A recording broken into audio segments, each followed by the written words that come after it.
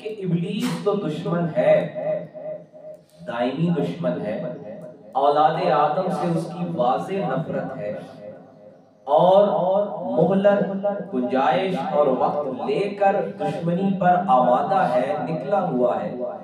انسان خود اپنا کیسے نقصان کر رہا ہے، اس طرف بھی توجہ کرنی ہے۔ فرمایا وَإِذَا فَعَلُوا فَاحِشَةً، جب کوئی بےہودہ عمل دیکھتے ہیں، قَالُوا وَجَدْنَا عَلَيْهَا آبَاءَنَا وَاللَّهُ أَمَرَنَا بِهَا، انہیں کہا جاتا ہے کہ ایسا کیوں کر رہے ہو؟ انسان کی گمراہی اور انسان کی تباہی اور زوال کا باعث یہ ہے کہ انسان اپنے جرم پر، اپنی غلطی پر دلیر ہو جائے اور اس کی وضاحت کرے اور اس کو قائل کرنے کی کوشش کرے۔ آقا کریم امام الانبیاء صلی اللہ علیہ وآلہ وسلم کے لیے رب فرما رہا ہے، اور دراصل یہ قیامت تک قرآن پڑھنے والوں کے لیے سبق ہے کہ جب کسی کو دیکھو نا تو پہلی بات یہ کہ کسی کے بےہودہ عمل پہ خاموش بھی نہیں رہنا ہے، بہرحال برائی کو برائی کہنا ہے۔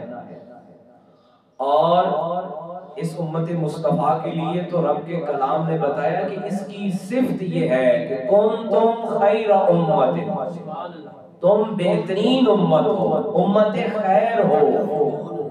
کس لیے کہ تأمرون بالمعروف وتنہون عن المنکر، تمہارے بہترین امت ہونے کا سبب یہ ہے کہ تم نیکی کی دعوت دیتے ہو اور برائی سے روکتے ہو۔ معاشرے کی جو مجموعی خرابیاں ہیں ان میں ایک ہماری اپنی ذاتی اور مجموعی ذمہ داری یہ ہے، ہم میں سے ہر ایک آنکھیں پھیر گیا ہے، ہم میں سے ہر ایک آنکھیں چرا گیا ہے اپنی ذمہ داری سے، اور ہم نے اپنی ذمہ داری دوسرے کے کندھے پہ ڈال دی ہے۔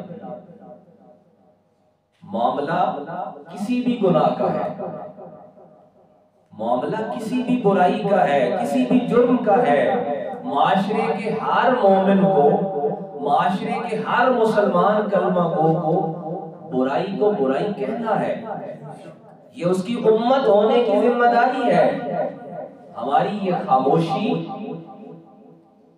اس کو مفسرین کرام کہتے ہیں کہ یہ جو خاموشی ہے نا، یہ نیم رضامندی ہے، کہ ہم اس گناہ پر، اس برائی پر، اس جرم پر، اس شر پر ہم بھی رضامند ہیں۔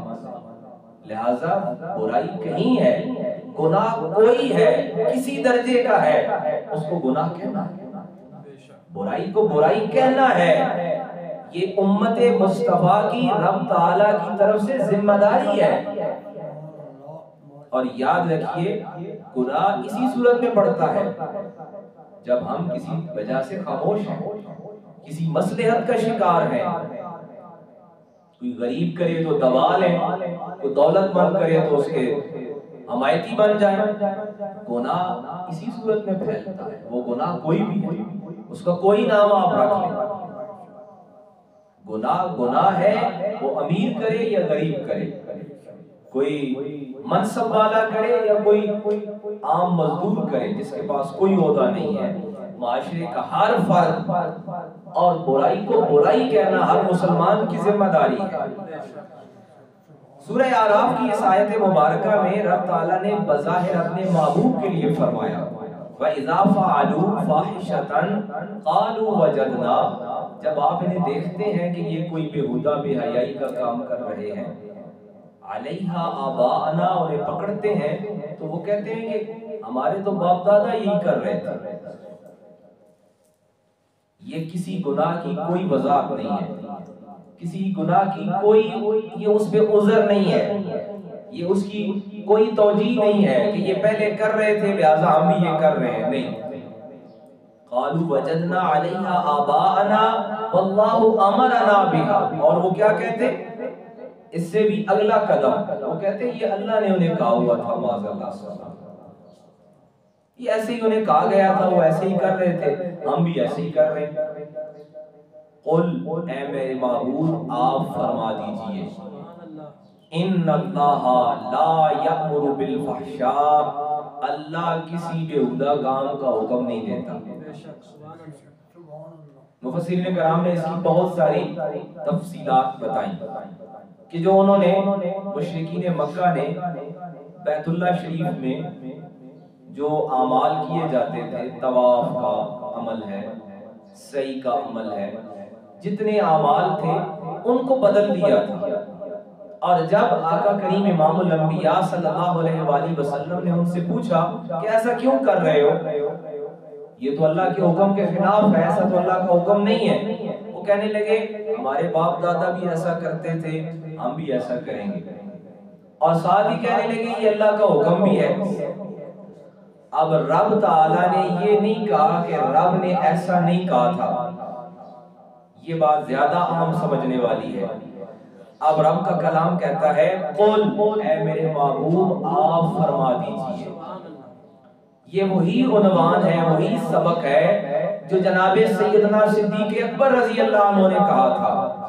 جب پہلے فرد نے مکہ کے اس ماحول میں کلمہ پڑھا تو مشرکین مکہ کہنے لگے، قریش کہنے لگے کہ یہ کیا کر رہے ہیں، آپ باپ دادا کا مذہب چھوڑ رہے ہیں، ہم پہلے تو ایسے نہیں تھے، آپ نے یہ نیا راستہ پکڑ لیا ہے، ہم بھی کعبہ کو مانتے ہیں، ہم کعبہ کے رب کو بھی مانتے ہیں۔ تو حاضرین مکرم جانتے ہیں کہ حضرت سیدنا صدیق اکبر جو اول مومن ہیں، جو پہلا کلمہ پڑھنے والے ہیں، جو پہلے توحید پرست ہیں، انہوں کا جواب کیا تھا؟ انہوں نے کہا میں کعبہ کے رب کو نہیں، میں محمد کے رب کو مانتا ہوں، میں اس رب کو مانتا ہوں جس کا حکم میرے سرکار آقا کریم نے بتایا ہے۔ سورہ اعراف کی آیت مبارکہ بتا رہی ہے کہ یہ جتنے بےہودہ کام کر رہے ہیں، بے حیائی کے کام کر رہے ہیں، اب اس کی وضاحت میں ان کے وہ سارے اعمال شامل تھے، ان کا وہ بت پرستی بھی شامل تھا، ان کا وہ بیت اللہ کی توہین بھی شامل تھا، شرک بھی شامل تھا، سارے اعمال اس میں شامل ہیں۔ مفسرین کرام فرماتے ہیں رب نے معصیت، ویسے گناہ کے لیے لفظ معصیت ہے، معصیت نہیں بولا، فاحشہ بولا۔ فاحشہ کا لفظی معنی ہے حد سے بڑھنا، اور ہم اس کا اردو میں معنی کرتے ہیں بے حیائی کا کام کرنا۔ رب نے فاحشہ بول کے ان کے اس سارے عمل کو بےہودہ قرار دیا، بت پرستی بھی شامل ہے، اور ان کا اس میں طواف، سعی، جو کچھ وہ عمل کر رہے تھے وہ سارے اعمال اس میں شامل ہیں۔ اب پہلے تو اس سے پوچھا گیا نا کہ یہ کیوں کر رہے ہو، انہوں نے کہا ہمارے باپ دادا کر رہے تھے لہٰذا ہم بھی کر رہے ہیں، تو لہٰذا بتایا گیا کہ کسی کے باپ دادا کا عمل کرنا وہ اللہ کا حکم نہیں ہو جاتا، ضروری نہیں ہے کہ وہ سارے ہی درست تھے۔ اب درست عمل کس کا ہے؟ وہ درست نہیں تھے، اب درست عمل کس کا ہے؟ آیت مبارکہ کا انداز دیکھیے، فرمایا قل اے میرے محبوب آپ کہہ دیجئے، درست عمل وہ ہے، رب کی بارگاہ میں قابل قبول عمل وہ ہے، رب کے ہاں پسندیدہ عمل وہ ہے جو زبان محمد کریم سے آئے۔ محبوب عمل وہ ہے، رب کی بارگاہ میں قبول عمل وہ ہے جو آقا کریم علیہ السلام کی زبان اقدس سے آئے۔ اور آقا کریم کی زبان سے رب نے کیا کہلوایا؟ قل اے میرے محبوب آپ کہہ دیجئے ان اللہ لا یأمر بالفحشاء، اللہ کسی بےہودہ کام کا حکم نہیں دیتا۔ اللہ خود بھی کہہ سکتا ہے، اس کی طاقت، اس کا اختیار، اس کی اتھارٹی، لیکن اس نے بتایا کہ عمل کے پرفیکٹ ہونے کا، عمل کے معتبر ہونے کا، عمل کے مؤثر ہونے کا، اور کسی عمل کے مقبول ہونے کی جو سند ہے وہ زبان مصطفیٰ کریم علیہ السلام ہے۔ رب کی ہاں عبادت، رب کی ہاں بندگی، اور رب کی ہاں توحید بھی وہی قبول ہے۔ دیکھیے نا جو سورہ اخلاص کا آغاز کہاں سے ہوتا ہے؟ اس کو سورہ اخلاص کہتے ہی کیوں ہے کہ اس میں توحید خالص ہے، خالص توحید ہے، لیکن اس کا آغاز کہاں سے ہوتا ہے؟ قل، لفظ قل سے ہوتا ہے۔ سارا بیان توحید کا ہے، سارا بیان پروردگار کی توحید کا ہے اور خالص توحید کا ہے، لیکن رب کے ہاں توحید کون سی قبول ہے؟ مشرکین مکہ سے جب کہا گیا نا کہ یہ کیا عمل کر رہے ہو، انہوں نے کہا ہمارے باپ دادا کرتے تھے اس لیے ہم یہ عمل کرتے ہیں۔ انہیں بتایا کہ یہ عمل بیہودہ ہے جو تمہارے باپ دادا نے بتایا ہے، اس کی رب کی بارگاہ میں قبولیت نہیں ہے، رب کی بارگاہ میں قبولیت اس عمل کی ہے جو آقا کریم علیہ السلام کی زبان سے آئے۔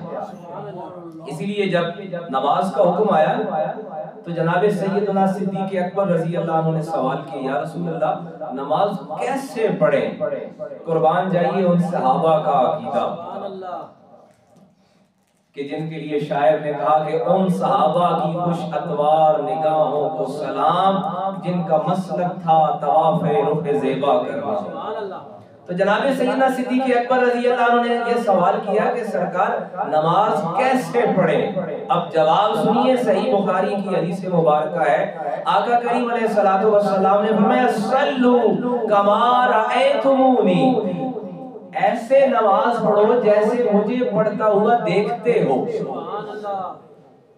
یہ نہیں کہا کہ میں تمہیں بتاتا ہوں، میں تمہیں سکھاتا ہوں، بلکہ فرمایا جیسے تم مجھے پڑھتا ہوا دیکھتے ہو نا ویسے نماز پڑھتے ہو۔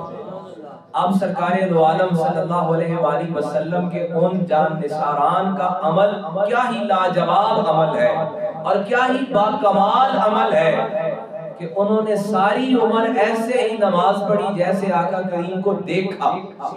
اور ادب کی انتہا یہ ہے کہ جب وہ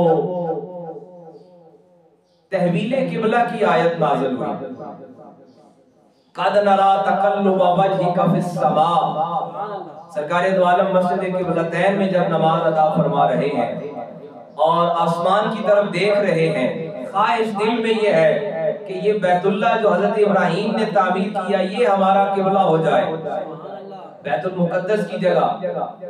تو اللہ کریم نے اسی وقت آیت مبارکہ نازل فرمائی، وہی آئی کہ اپنا رخ پھیر لیجئے۔